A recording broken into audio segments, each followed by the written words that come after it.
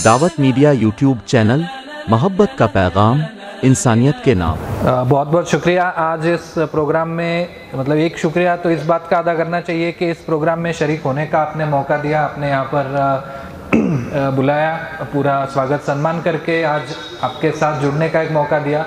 और दूसरा इस बात के लिए मैं शुक्रिया अदा करना चाहूँगा कि इतना अच्छा प्रोग्राम जो रखा है, जो कि आज के लिए, आज के समाज के लिए, आज के ज़माने के लिए एक बहुत बड़ी ज़रूरत बन चुका है, उसके लिए मैं सबसे पहले आयोजकों का, तमाम आयोजकों का शुक्रिया अदा करना चाहूँगा। और स्टेज पर जो भी सारे नामी गिरामी लोग बैठे हैं उन सबको नमस्कार करके मैं मेरी बात रखूँगा। एक सबसे पहली हम लोगों ने यहाँ पर शुरुआत की है कि इस चीज़ पर हम बात कर रहे हैं। नहीं तो अब तक ये होता था कि नशा या फिर खुदकुशी या आत्महत्या जैसी चीज़ें तो इसके ऊपर समाज में कोई बात नहीं करता था, ये सारी चीज़ें छुप छुपा के चलती थी। ऐसे कोई अगर नशा शब्द भी है तो बोल रहे कि अरे तुम क्यों इस पे बात कर रहे हो, रहने दो। मतलब नशा करना तो बुरा है, नशे पे बात करना भी बुरा है, इस तरह की सिचुएशन वहाँ पर हो गई थी।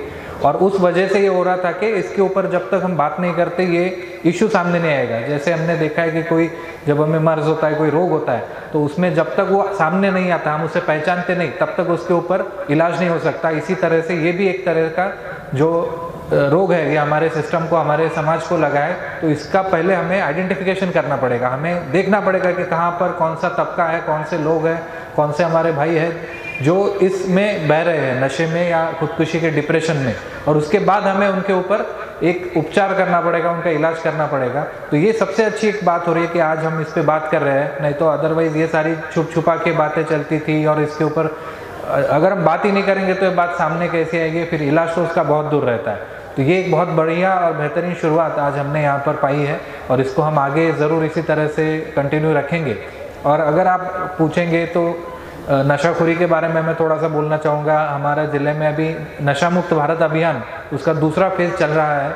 और ये चलने का कारण ये है कि सारे ही ज़िलों में आजकल हम देख रहे हैं कि नशे का प्रॉब्लम है, बढ़ रहा है। जैसे अभी मुफ्ती जी ने भी कहा कि ठीक है, एक तरफ सिगरेट, बीड़ी या तंबाकू जैसा इशू था या फिर लिकर का एक इशू था, अभी ये जो सोल्यूशन और केमिकल बेस्ड नशा आ रहा है और उसके आगे भी जाके सबसे भयानक है ड्रग्स का नशा, ये जो आ रहा है। तो इसके वजह से बहुत ज़्यादा तबाही हम समाज में देख रहे हैं। और ये हमारे आंखों के सामने अगर सब कुछ हो रहा है और हम कुछ नहीं कर रहे तो फिर हम समाज करके जिंदा कैसे हम अपने आप को कहें। तो उस हिसाब से अगर हम सोचें तो ये बहुत इम्पॉर्टेंट होता है कि लोग नशा क्यों करते हैं। अगर आप किसी से बात करें तो 3-4 रीज़न आते हैं। एक ये बोलते हैं कि हमें अपना दुख दर्द भुलाना है इसलिए हम नशा करते हैं।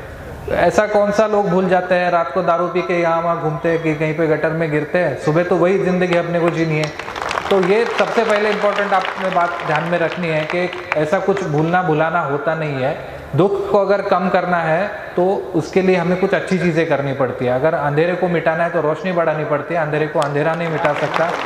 तो किसी गलत चीज़ को गलत चीज़ नहीं मिटा सकती, ये बात सबसे पहले हम ध्यान में रखने चाहिए कि अगर मेरे लाइफ में मेरे साथ कुछ गलत हुआ है, मेरा दोष नहीं है, फिर भी मेरे साथ कुछ गलत हो रहा है, तो इसका मतलब ये नहीं कि मैं भी किसी गलत रास्ते पे जाऊँ। मुझे सही रास्ता चुनना पड़ेगा, जो कि मुझे मेरा ईमान, मेरा धर्म, मेरी जो भी सीख अब तक मिली है, वो जो मुझे बताए उस हिसाब से मुझे आगे उसमें बढ़ना पड़ेगा।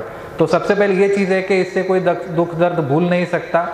इससे कुछ, ये थोड़ी देर के लिए हम उसको छुपा सकते हैं, लेकिन फिर वो छुपाने के बाद वो बढ़ बढ़ के नासूर हो सकता है। तो ये बात हमने ध्यान में रखनी चाहिए कि ये छुपना छुपाना ऐसा कुछ नहीं होता, कि आपको अपने दुख से, दर्द से आगे आके लड़ना है और अच्छे तरीके से लड़ना है, तभी जाके वो दुख कम होगा। और जैसे कि हमारे सारे संस्कृति में भी कहा है, हमारे परवरिश में हमेशा ये आता है कि किसी दूसरे की मदद करो। अगर तुम खुद प्यासे हो तो किसी और को मदद करो, तुम्हारी प्यास कम हो जाएगी। तो उस हिसाब से अगर हम किसी और के साथ अच्छा बर्ताव करेंगे तो ज़रूर अपना दुख दर्द कम होगा। ये उसका सबसे अच्छा तरीका है। दूसरा, लोग बुलाते हैं कि उसमें हमें मज़ा आता है, लेकिन फिर भी वही वहाँ पे भी एक ही बात आती है कि ये मज़ा तो टेम्प्रेरी है। एक बार वो नशा आपका उतर गया, उसके बाद भी हमें वही ज़िंदगी जीनी है। मतलब इनफैक्ट पहले से तो खराबी नशे से ज़िंदगी होती जाएगी। तो कौन सा बड़ा हम उसमें मज़ा उठा रहे हैं, ये भी अपने आप को पूछने जैसा एक सवाल है।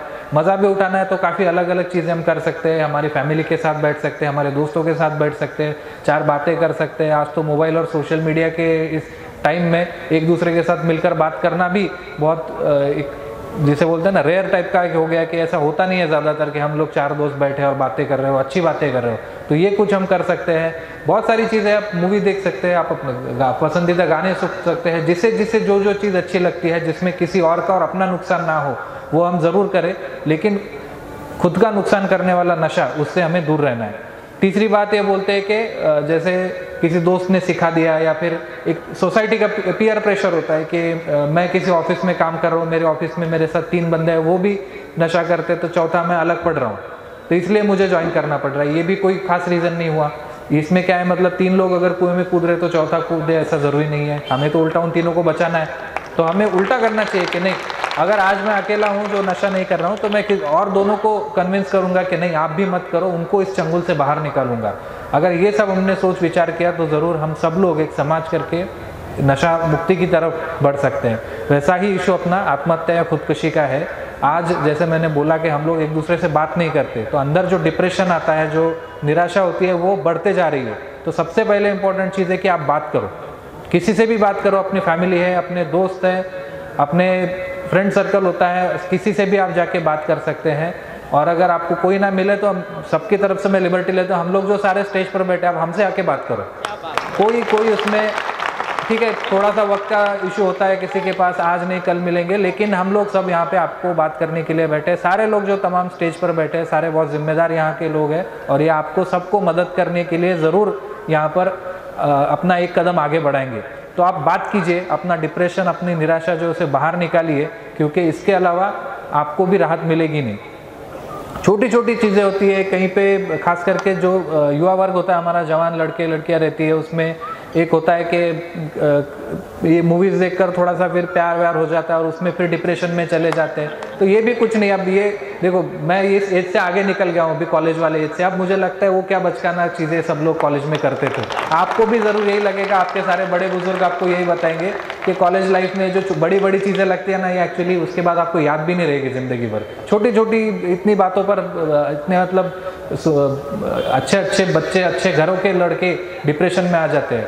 दूसरा इशू रहता है कंपटीशन, जो आजकल बहुत ही मतलब ज़्यादा लेवल पे बढ़ रही है। 3 इडियट्स मूवी हम सब ने देखा होगा, तो उसमें जो बताया कि इतनी कंपटीशन है कि अगर कोई मेरे साथ वाला, मेरा दोस्त, मेरा भाई, मेरी बहन अगर मुझसे आगे चले गए तो क्या वो मुझे क्या मैं उसे सहन नहीं कर सकता क्या? तो उसमें भी हमें अपना दिल खुला रखना पड़ेगा। ठीक है, आज हमारा वक्त नहीं है, कल शायद मेरा वक्त आएगा, ये सोच के अपना जो ईमान है, अपना जो एक रास्ता बताया हुआ है, उसके ऊपर हमें चलना है। तब जाके हम अच्छा कुछ सक्सेसफुल बन सकते हैं। और ऐसा ज़रूरी नहीं कि लाइफ में हमें यही बनना है या वही बनना है। जब मैं एग्ज़ाम दे रहा था तो मुझे भी लगता था मुझे IAS बनना है, IPS बनना है, IFS बनना है, लेकिन मेरे दिमाग में एक ये चीज़ ज़रूर थी कि अगर मैं पास नहीं हुआ तो फिर मैं क्या करूँगा। तो वो भी मेरा प्लान रेडी था। इस वजह से मुझे टेंशन भी नहीं आया। उसका मुझे परीक्षा में बहुत फ़ायदा हुआ कि मैं काफ़ी शांत रहा था, क्योंकि मुझे पता था कि ठीक है, ये नहीं हुआ तो मैं ज़िंदगी में कुछ ना कुछ तो ज़रूर अच्छा कर लूँगा। ऐसा नहीं है कि सिर्फ IAS बनने से या फिर डॉक्टर बनने से, इंजीनियर बनने से, ऐसा कुछ करने से ही आपकी ज़िंदगी अच्छी हो जा सकती है। आप कितने सारे सक्सेसफुल लोग देखेंगे कि जिन्होंने जो सोचा था वो हुआ नहीं, लेकिन आज वो दुनिया के बहुत ज़्यादा कामयाब लोगों में से एक उन्हें माना जाता है। ऐसे कई सारे एग्जाम्पल्स अपने इर्द गिर्द भी आपको नज़र आएंगे। तो ये भी एक बात सोचिए कि ठीक है, मुझे जो चाहिए अगर वो नहीं मिला तो उससे कुछ अच्छा करने की मैं काबिलियत रखता हूँ क्या, उस हिसाब से हमें सोचना चाहिए। और तीसरी इसमें जो सबसे अहम बात मैं कहना चाहूँगा कि एक जैसे बोलते हैं ना कि एक किसी भी समाज में या किसी भी देश में अगर चीज़ें चलानी है तो 3 जो अपनी संस्थाएं रहती है उन्हें अपना रोल अदा करना पड़ता है। एक तो रहता है गवर्नमेंट, कि गवर्नमेंट कानून बनाता है और कानून का फिर इम्प्लीमेंटेशन होता है। दूसरा होता है हमारा समाज इटसेल्फ या सोसाइटी। तो सोसाइटी में कुछ रूल्स होते हैं कि हम इस दिन ये करेंगे, उस दिन वो करेंगे, या फिर इस दरमियान हम ऐसा खाना खाएंगे, उस दरमियान हम वैसा खाना खाएंगे। हर एक समाज का अपना अपना उसमें होता है। और तीसरा रहता है अपनी फैमिली। तो अपनी फैमिली के लिए भी एक रूल्स होता है। तो इन तीनों ने मिलकर आगे आना चाहिए, गवर्नमेंट, अपना समाज और फैमिली, और तीनों मिलाकर हम नशा और इस खुदकुशी का जो रीज़न है डिप्रेशन, इसका ज़रूर सामना कर सकते हैं। मुझे लगता है आज जलगांव में हमने बहुत बढ़िया शुरुआत की है। इसके बाद भी ज़रूर हम जितना भी आपको सपोर्ट गवर्नमेंट से लगे, मैं हूँ, आज पुलिस डिपार्टमेंट की तरफ से शिकारे साहब भी है, हम सब लोगों की तरफ से आपको रहेगा। इस वादे के साथ मैं अपना यहाँ पर भाषण समाप्त करता हूँ। धन्यवाद। दावत मीडिया यूट्यूब चैनल, मोहब्बत का पैगाम, इंसानियत के नाम